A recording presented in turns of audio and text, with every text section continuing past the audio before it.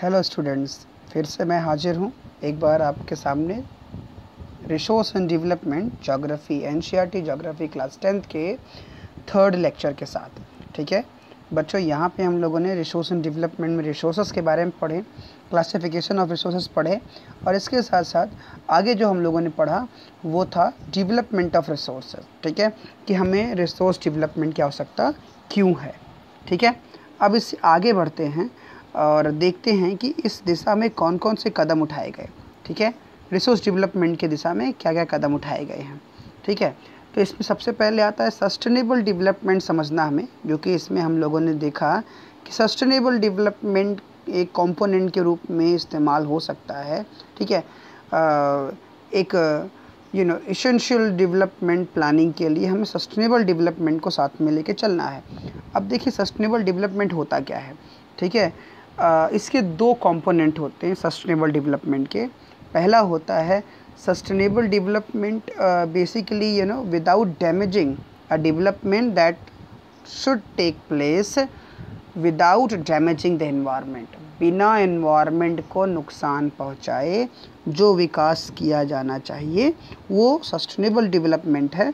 दूसरी चीज़ इसमें क्या होता है, development in the present should not compromise with the needs of the future generation, कि जो विकास हम करें वो विकास हमारी आने वाली जो पीढ़ियां हैं उनकी आवश्यकताएं उससे नैरो ना हो जाए, उनकी आवश्यकताओं को कॉम्प्रोमाइज़ न करना पड़े, ये भी ध्यान रखना होता है।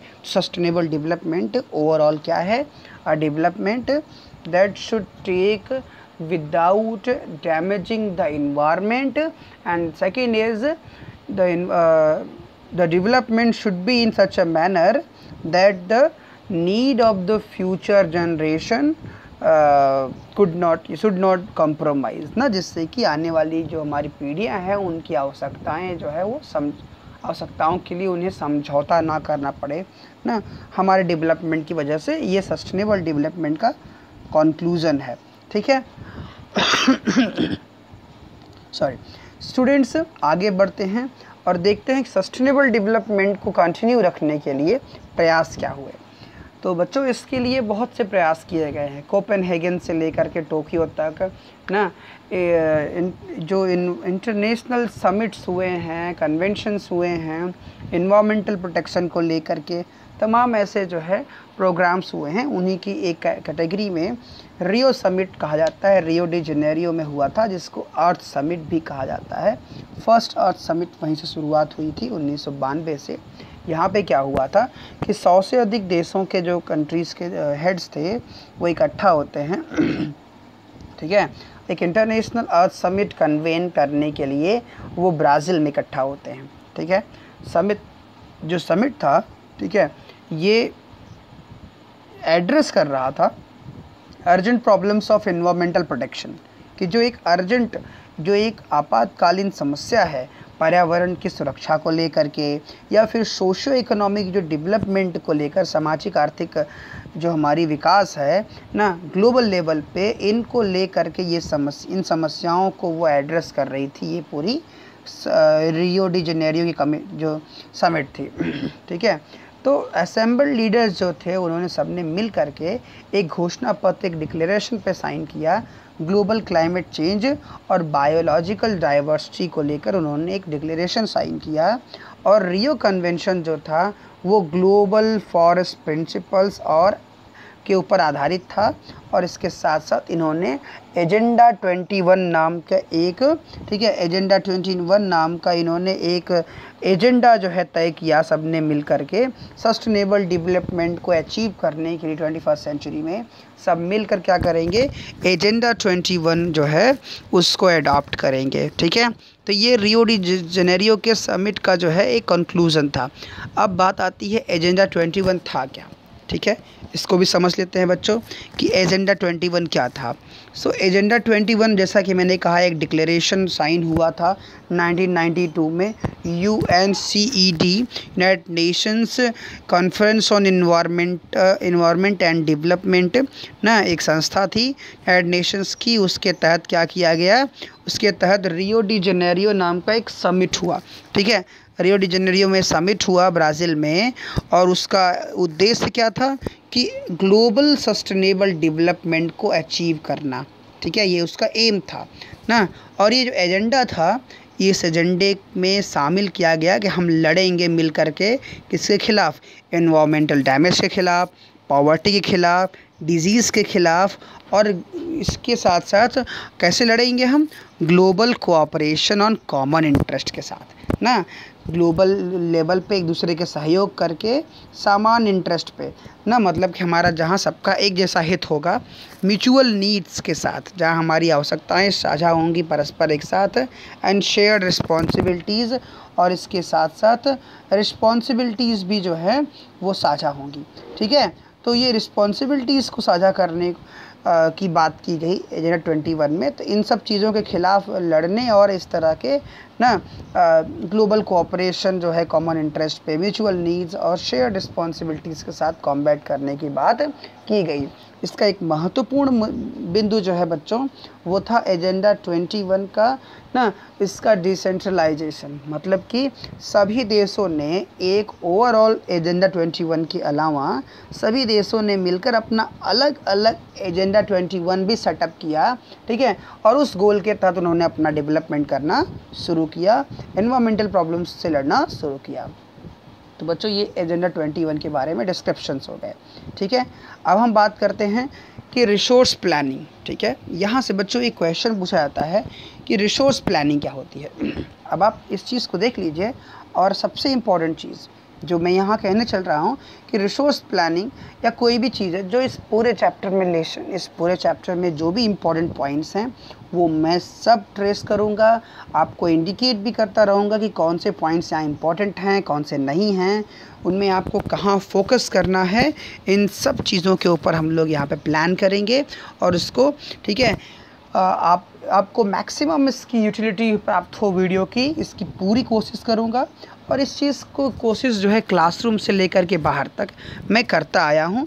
ठीक है, तो क्लासरूम जो है अभी तक मैं जो है 5 से 6 साल तक के CBSE में पढ़ाने के अनुभव के साथ जो है केवल क्लासरूम तक सीमित था। मुझे लगता था कि ये ही पर्याप्त है जहाँ तक मैं पढ़ा रहा हूँ, लेकिन इस लॉकडाउन के दौरान मैंने बच्चों की जो समस्याएं देखी हैं, ठीक है, उन समस्याओं की वजह से मुझे जो है कहीं ना कहीं ये रियलाइज़ हुआ कि नहीं, थोड़ा सा मुझे जो है भले ही एक्स्ट्रा एफर्ट करना पड़े लेकिन मुझे बच्चों के लिए कुछ करना चाहिए।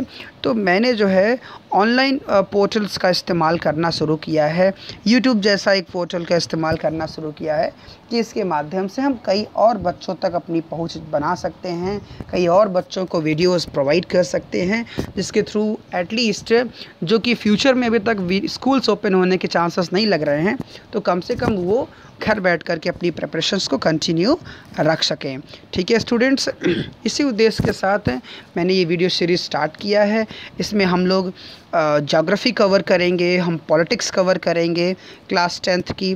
इसके साथ साथ जैसा आपका रिस्पांस होगा बच्चों, क्योंकि रिस्पांस जो है आपकी जो फीडबैक है वो एक संजीवनी का काम करेगी, तो आप वीडियो को जो है लाइक करिए, शेयर करिए और इसके साथ साथ सब्सक्राइब ज़रूर करिए। बेल आइकन्स को जो है दबा करके ना आप तैयार रहेंगे, जिससे मैं मेरी अपकमिंग वीडियो नोटिफिकेशंस आपको प्राप्त होती रहें। ठीक है, तो आगे चलते हैं और बहुत ज़्यादा चीज़ें इसमें बात करने को है फ़िलहाल, लेकिन मैं सोचता हूँ कि ज़्यादा समय हम अपने टॉपिक को कवर करने में दें, इसलिए आगे बढ़ते हैं बच्चों। रिसोर्स प्लानिंग से एक क्वेश्चन पूछता है, why do we need resource planning, हमें रिसोर्स प्लानिंग की आवश्यकता क्यों है। इस बात को लेकर के क्वेश्चन से कई बार जो है पूछे जाते हैं। ठीक है, तो अब यहाँ से जो है क्वेश्चन का आंसर क्या होगा वो मैं बताने चल रहा हूँ, आप ध्यान से वीडियो को सुने। ठीक है, जो प्लानिंग है वो एक वाइडली एक्सेप्टेड स्ट्रेटजी होती है। ठीक है, जहाँ पे हम रिसोर्सेज का जुडिशियस यूज़ करते हैं। ये एक इम्पॉर्टेंट रहा है देश के लिए, भारत जैसे देश के लिए इम्पॉर्टेंट है। ठीक है, जहाँ पे इतनी इनॉर्मस डाइवर्सिटी है अवेलेबिलिटी ऑफ रिसोर्सेज की ना, जो अवेलेबिलिटी है रिसोर्सेज की उसमें बहुत ही बड़ी मात्रा में डाइवर्सिटी पाई जाती है हमारे देश में। ठीक है, यहाँ बहुत से ऐसे क्षेत्र हैं जो बहुत ज़्यादा रिच हैं, बहुत ज़्यादा जो है सर्टेनली बहुत रिच हैं रिसोर्सेज के मामले में, और बहुत से ऐसे भी स्टेट्स हैं जो बहुत डेफिशिएंट हैं रिसोर्सेज के मामले में। ठीक है, तो कुछ रीजंस ऐसे हैं जिनको हम सेल्फ सफिशिएंट के रूप में कंसिडर कर सकते हैं रिसोर्सेज के इन टर्म्स ऑफ अवेलेबिलिटी के मामले में। इसके अलावा कुछ ऐसे रीजन्स भी हैं जहां एक्यूट शॉर्टेज का सामना करना पड़ता है रिसोर्सेज के मामले में। ठीक है, कुछ स्टेट्स जैसे बात करें, झारखंड हो गया, छत्तीसगढ़ हो गया, मध्य प्रदेश हो गया, उड़ीसा हो गया, ये रिच हैं मिनरल्स में, कोल डिपॉजिट्स में। ठीक है, बहुत ही रिच स्टेट्स हैं। इसके अलावा अरुणाचल प्रदेश जो है जहाँ पर्याप्त मात्रा में जल है, पानी है। ठीक है, लेकिन इंफ्रास्ट्रक्चरल डेवलपमेंट के मामले में बहुत पिछड़ा हुआ है अरुणाचल प्रदेश। इसके साथ साथ राजस्थान जैसा राज्य है जहाँ बहुत ज़्यादा मात्रा में सोलार और विंड एनर्जी की पर्याप्त मात्रा पाई जाती है, लेकिन पानी की बहुत कमी है। ठीक है, इसके अलावा जो कोल्ड डिज़र्ट्स हैं हमारे देश में, लद्दाख जैसे क्षेत्र, ठीक है, जहाँ पे क्या है कि उसके सापेक्ष जो है आइसोलेट एरिया है। ठीक है, बाकी लेकिन क्षेत्रों के कंपेयरिंग में वहाँ डेफिशिएंसी है पानी की, इंफ्रास्ट्रक्चर की, और वाइटल मिनरल्स की भी बहुत कमी है इन क्षेत्रों में, कई बाकी क्षेत्रों में। तो इस तरह की देखें आप तो बहुत सा डाइवर्सिटी पाया जाता है हमारी ना रिसोर्सेस की जो एलोकेशन है उसमें बहुत पर्याप्त मात्रा में क्या होता है कि डाइवर्सिटी पाई जाती है। कहीं पे हैं, कहीं पे नहीं हैं, इवनली रिसोर्सेस डिस्ट्रीब्यूटेड नहीं है हमारे देश में। ठीक है, so this calls for balance resource planning at national, state, regional and local level. तो इसलिए मांग ये उठती है कि अगर इतनी जो है रिसोर्सेज की अलोकेशन में इतना डाइवर्सिटी है तो निश्चित रूप से रिसोर्सेज का, ठीक है, कि प्लानिंग होनी चाहिए नेशनल लेवल पे, स्टेट लेवल पे, रीजनल लेवल पे और लोकल लेवल पे इनकी अपनी प्लानिंग होती रहनी चाहिए। ठीक है, बात समझ में आई? सो अब इनके बेसिस पे हम देखते हैं कि अब बात आती है कि रिसोर्स प्लानिंग इन इंडिया। ठीक है, बात समझ में आ गई ना कि हमें रिसोर्स की प्लानिंग क्यों ज़रूरत है? क्योंकि रिसोर्सेज की अवेलेबिलिटी अनइवन है, और अनइवन होने की वजह से कहीं ज़्यादा है, कहीं कम है। तो हम हर एक स्टेट को, हर एक एरिया को इक्वल अपॉर्चुनिटीज़ प्रोवाइड करने के लिए हमें रिसोर्सेज की प्लानिंग की ज़रूरत है। ठीक है, आगे बढ़ते हैं। Resource planning in India, Bharat में रिसोर्स प्लानिंग जो है वो कैसे होती है हम लोग आगे पढ़ेंगे। ठीक है, अब ये भी एक बहुत इंपॉर्टेंट क्वेश्चन है, एग्ज़ाम में कई बार पूछा जा चुका है। Very very important question students. ठीक है, 3 स्टेप्स आपको यहाँ पढ़ने होते हैं कि भारत में रिसोर्स प्लानिंग कैसे की जाती है। आप यहाँ पे मैं आपको 3 स्टेप बताऊँगा, वही 3 स्टेप ही रिसोर्स प्लानिंग के स्टेप्स कहलाते हैं, वही आपको आंसर में लिखने भी होते हैं। ठीक है, so resource planning is a complex process. Okay, ये एक जटिल प्रक्रिया होती है जिसमें क्या होता है, पहला जो इन्वॉल्व होता है वो क्या होता है, identification and inventory of resources across the regions of the country. ठीक है, पहली चीज़ क्या है कि पहले आइडेंटिफाई किया जाए, इन्वेंट किया जाए रिसोर्सेज को देश के हर एक क्षेत्र में। ठीक है, अब इसको करने में क्या करना पड़ेगा, दिस इन्वॉल्व्स सर्वेइंग, इसके लिए आपको सर्वे करना पड़ेगा, मैपिंग करनी पड़ेगी, क्वालिटेटिव और क्वांटिटेटिव एस्टिमेशन करना पड़ेगा, एंड मेज़रमेंट ऑफ रिसोर्सेस, और रिसोर्सेस को मेज़र करना पड़ेगा। ठीक है, तो ये सब चीज़ें जो है identification and inventory of resources में शामिल होता है। ठीक है स्टूडेंट्स, आई बात समझ में? तो ये पहला वे होता है, पहला तरीका होता है रिसोर्स प्लानिंग का हमारे देश में। फिर आगे चलते हैं, दूसरा स्टेप जो होता है वो क्या होता है, evolving a planning structure endured with appropriate technology. ठीक है, skill and institutional setup for implementing resource development plans. ठीक है, अब होता है कि इवॉल्व करना, ओरिजिन करना एक प्लानिंग स्ट्रक्चर को। ठीक है, विच इंडोर्ड विथ अप्रोप्रिएट टेक्नोलॉजी, जिसमें पर्याप्त उचित मात्रा में टेक्नोलॉजी हो, स्किल हो, इंस्टीट्यूशनल सेटअप जो है वो इस्तेमाल किया गया हो। तो एक प्लानिंग स्ट्रक्चर इवॉल्व करने की बात दूसरे स्टेप पे होती है। अगर हम खोज लें, ये आइडेंटिफाई कर लें, इन्वेंट कर लें, तो अगले स्टेप पे क्या करना पड़ेगा हमें? अगले स्टेप पे हमारे देश में कैसे होता है प्लानिंग? अगले स्टेप पे वो इवॉल्व होता है प्लानिंग स्ट्रक्चर्स के थ्रू ना। और प्लानिंग स्ट्रक्चर्स कैसे प्रिपेयर किए जाते हैं? वो टेक्नोलॉजी, स्किल और इंस्टीट्यूशनल सेटअप के माध्यम से प्रिपेयर किए जाते हैं। ठीक है, ये दूसरा स्टेप हो गया। इसके बाद तीसरे स्टेप की हम बात करते हैं स्टूडेंट्स। तो जो हमारा तीसरा स्टेप है, ठीक है, वो क्या कहता है? अब हमने रिसोर्सेस को खोज लिया, आइडेंटिफाई किया, इन्वेंट किया, एक प्लानिंग स्ट्रक्चर तैयार कर लिया। अब उसके बाद क्या करना है? तीसरे स्टेप में matching the resource development plan with the overall national development plan. अब आप कुछ और नहीं करना है कि अपने रिसोर्स डेवलपमेंट प्लान जो आपने बनाए हैं सेकेंड स्टेप पे, अब आप उससे क्या करेंगे?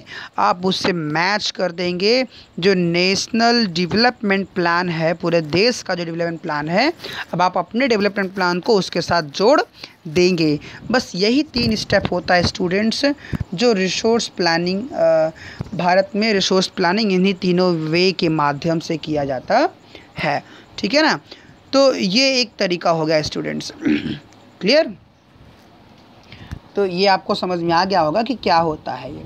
ठीक है, अब बात आती है कि अब यहाँ बात आती है कि जो अवेलेबिलिटी है रिसोर्सेस की ना, वो एक नेसेसरी कंडीशन है डेवलपमेंट के लिए। ठीक है, किसी भी क्षेत्र के डेवलपमेंट के लिए। लेकिन अगर अवेलेबिलिटी जो है रिसोर्सेस की कम है या अब्सेंस है करस्पॉन्डिंग चेंजेस का टेक्नोलॉजी में या इंस्टीट्यूशंस का, तो डेवलपमेंट ऐसे मामलों में क्या होता है? पिछड़ जाता है। ठीक है, तो देश में ऐसे बहुत क्षेत्र हैं जहाँ पे ये चीज़ें होती हैं। फ़िलहाल ये इम्पोर्टेंट नहीं है, तो यहाँ जो हमने इम्पोर्टेंट था वो पढ़ लिया, रिसोर्स प्लानिंग इन इंडिया। ठीक है, तो ये बहुत इम्पोर्टेंट था। अब बात आती है कंजर्वेशन ऑफ रिसोर्सेस, कि हमें रिसोर्सेस को कंजर्व करने की आवश्यकता क्यों है या कैसे हम उसको कंजर्व कर सकते हैं। ठीक है, आप इस चीज़ को जानते हैं कि रिसोर्स एक बहुत ही वाइटल इम्पोर्टेंस का चीज़ है हमारी डेवलपमेंट एक्टिविटीज़ के लिए।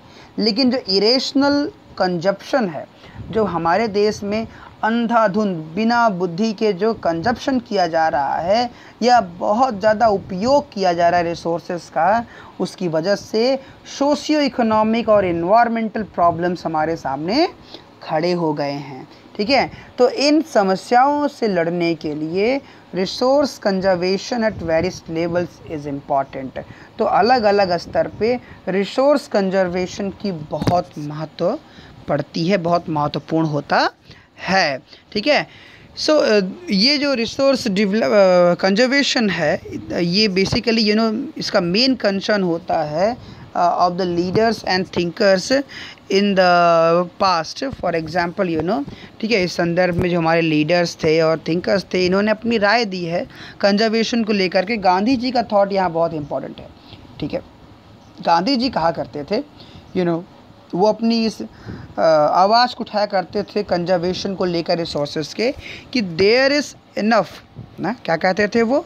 There is enough for everybody's need. हर किसी की ज़रूरत पूरी करने के लिए हमारे पास बहुत संसाधन है। एंड नॉट फॉर एनीबडीज़ ग्रीड, लेकिन किसी की लालच भरने के लिए, लालच पूरा करने के लिए हमारे पास संसाधन नहीं है। ठीक है, तो उनका एक बहुत ही फेमस तरीका था कहने का, बहुत ही मशहूर तरीका था। वो कहा करते थे, ठीक है, कि लोगों का पेट भरने के लिए तो हमारे पास बहुत रिसोर्स हैं, लेकिन पेटी भरने के लिए नहीं है। ठीक है, इसलिए ना रिसोर्स कंजर्वेशन की आवश्यकता महसूस हुई। ठीक है, सो ये हो गया कि रिसोर्स कंजर्वेशन की बात जो हम करते हैं। अब बात आती है, ये जो यहाँ पे एक स्टेटमेंट दिया हुआ है ना, एक लंबा पैराग्राफ है बच्चों, यहाँ से भी क्वेश्चंस 1-2 बार एग्ज़ाम में पूछे गए हैं। तो पिछले एग्ज़ाम्स में जो है हम कई बार इसको देख चुके हैं, इसलिए इनको पढ़ना बहुत इम्पोर्टेंट है। ठीक है, तो अब आप देखिए कि कैसे जो है रियो डी जेनेरियो तक का जो समिट था, अर्थ समिट, और इन चीज़ों के बारे में सस्टेनेबल डेवलपमेंट की आखिर थॉट आया कहाँ से। ठीक है, इसके ऊपर क्वेश्चन बना हुआ है। तो इंटरनेशनल लेवल पे club of Rome advocated resource conservation for the first time in the more systematic way in 1968। Resource conservation को लेकर के बहुत से मीटिंग्स, बहुत से कन्वेंशंस, बहुत सी असेंबलीज हुई। ठीक है, तो सबसे पहले इसके बारे में जो बात किया वो क्लब ऑफ रोम में इसके बारे में वकालत किया क्लब ऑफ रोम ने। ठीक है, कि एक सिस्टमेटिक तरीका होना चाहिए कंजर्वेशन का रिसोर्सेज के। तो इन्होंने ये बात 1968 में कही। उसके बाद क्या हुआ कि 1974 में गांधीयन फिलॉसफी जो है एक बार फिर से सामने आई ना, किसके द्वारा? शूमाकर के द्वारा। ये किताब का नाम भी पूछा गया था in his book small is beautiful, कि किसने इसको लिखा था? शूमाकर ने लिखा था। तो उन्होंने स्मॉल इज़ ब्यूटीफुल में लिखा, the seminal contribution with respect to resource conservation at global level was made by the Brundtland commission report 1987। ठीक है, तो जो एक सेमिनल कंट्रीब्यूशन था, मतलब इसका आंशिक रूप से जो कंट्रीब्यूशन था बड़े पैमाने पे ना, वो कंजर्वेशन को लेकर के वो ब्रंटलैंड कमीशन की जो रिपोर्ट के आधार, मतलब ब्रंटलैंड कमीशन जो था, ठीक है, उसकी रिपोर्ट के आधार पे ये 1987 में जारी की गई। इस रिपोर्ट ने क्या कहा? Report introduce the concept of sustainable development ना। इसी रिपोर्ट के आधार पे, ब्रंटलैंड कमीशन के आधार पे ही आपसे एग्जाम में पूछेगा तो आप यही लिखेंगे कि ब्रंटलैंड कमीशन की वजह से सस्टेनेबल डेवलपमेंट का कॉन्सेप्ट इंट्रोड्यूस किया गया and advocated it as a means of resource conservation, और रिसोर्स कंजर्वेशन के मीन के रूप में इसकी वकालत की गई। ठीक है, which was subsequently published in a book entitled our common future, जो बाद में चल कर के एक बुक में पब्लिश किया गया जिसको आवर कॉमन फ्यूचर नाम दिया गया। ठीक है, so another significant contribution was made to the Earth Summit Rio de Janeiro in 1992।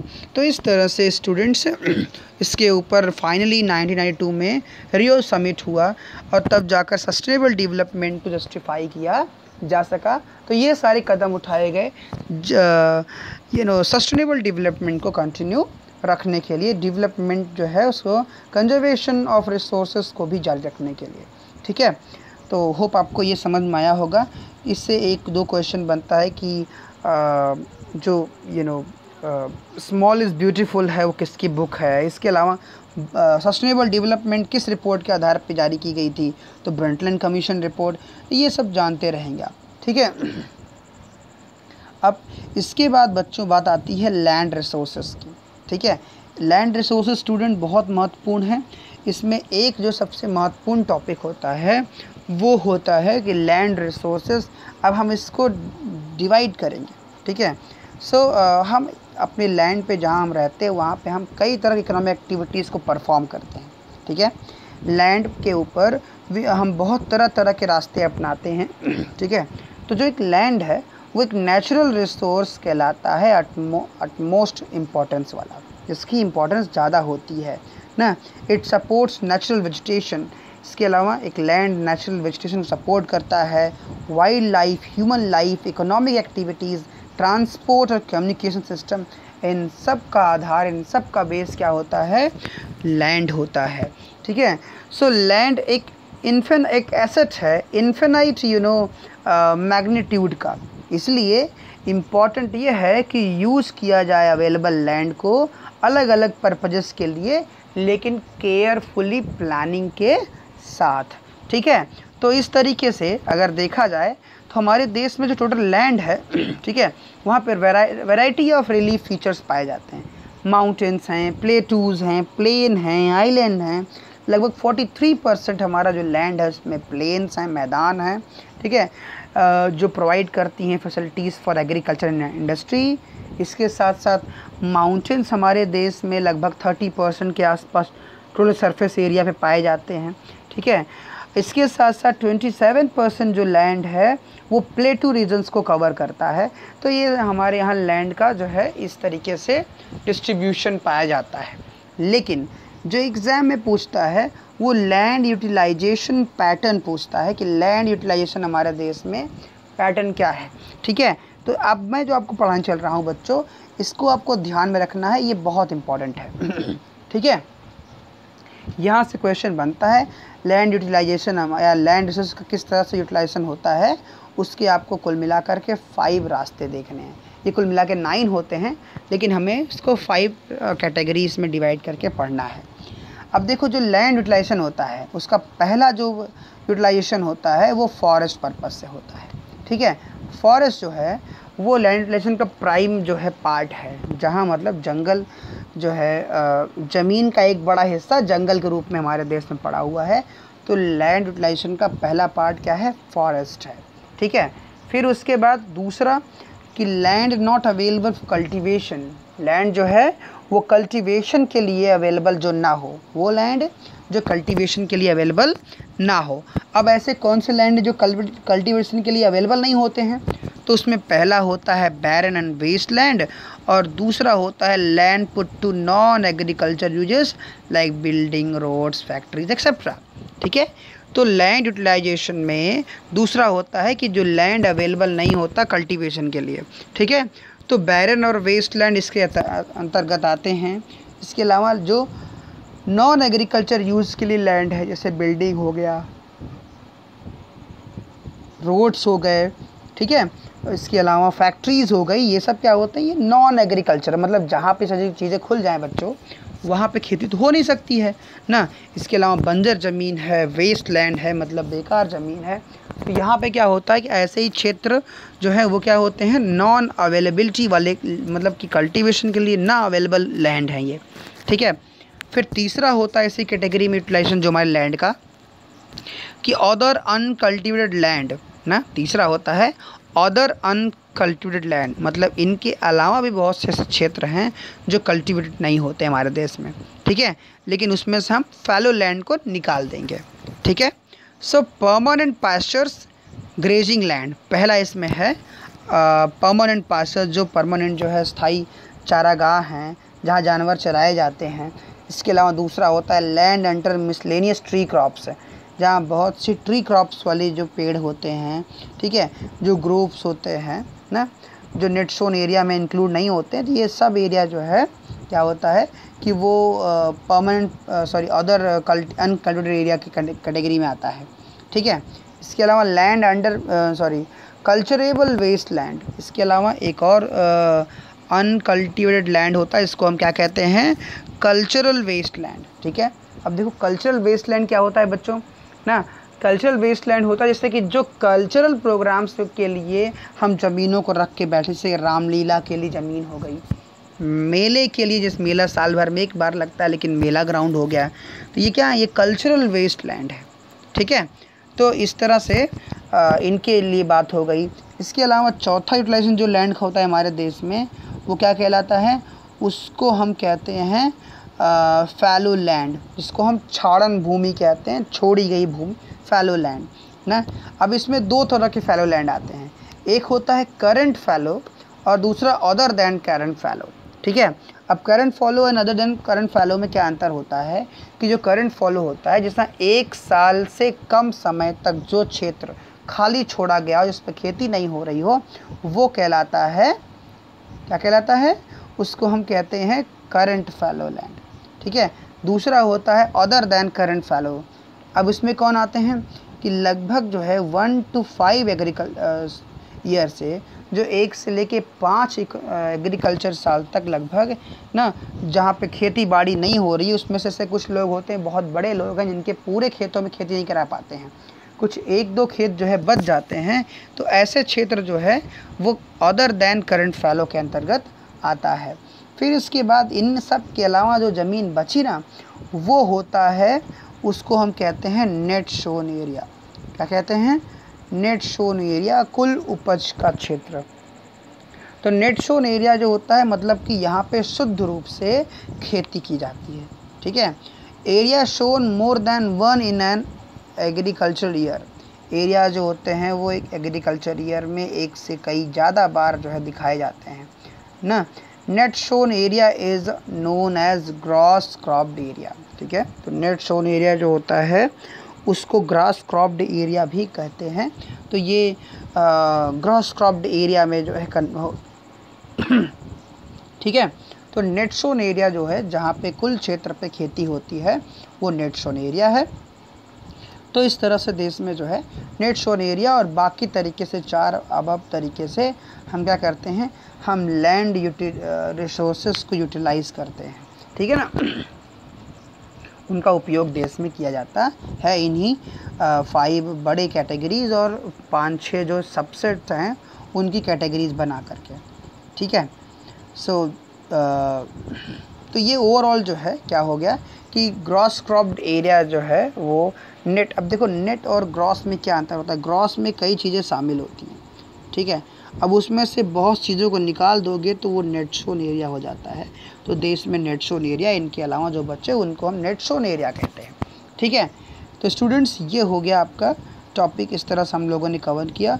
अब लैंड यूज पैटर्न इंडिया में कैसा है, इसके अलावा स्टूडेंट्स जो अगला टॉपिक होगा land degradation and conservation measures, बहुत इंपॉर्टेंट है। तो ये 2 टॉपिक्स रह गए हैं ना, ये इस तब जा कर के हम लोग जो है लैंड रिसोर्सेस के बारे में पढ़ पाएंगे, ख़त्म करेंगे।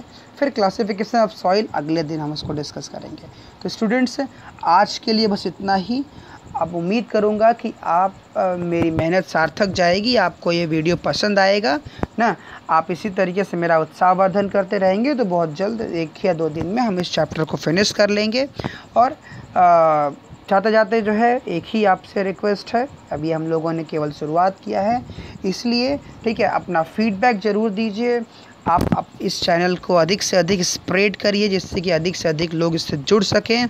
आप सब्सक्राइब करिए, लाइक करिए और इसके अलावा जो है इसको शेयर करना ना भूलें, ठीक है।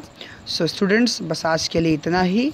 आप भी घर पे रहें, स्पष्ट दूरी का जो है पालन करते रहें, ठीक है, खेलें कूदें और खुश रहें। आपका दिन मंगलमय हो। धन्यवाद।